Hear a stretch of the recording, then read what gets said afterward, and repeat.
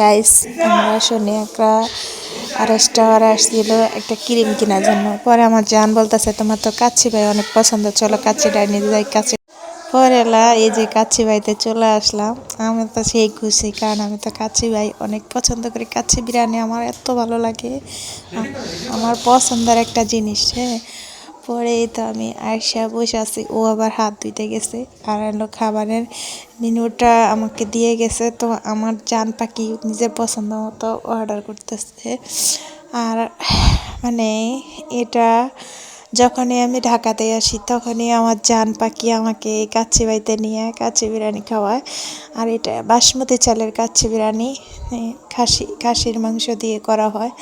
এটা এত ভালো লাগে, আমরা বসে আছি খালি প্লেট দিয়ে। আর এই যে কারণ বিরিয়ানিটা আসবে কখন অপেক্ষা করতেছি, বিরিয়ানিটা তো গরম গরম আসে। তো এই যে আমি এই ক্রিমটা কিনছি গাইস, এই ক্রিমটা এত ভালো, দেখো আমি ফিল্টার ছাড়া ভিডিও করছি, আমার স্কিনটা পুরো টান টান অনেক সুন্দর হয়ে গেছে। তা যাই হোক, এ ফাঁকে আমাদের বিরিয়ানিটা চলে আসছে। আমি আমার জানরে বলতেছি তুমি আমার প্লেটে ঢাইলা দাও, আমি একে একে ঢালতে পারি না।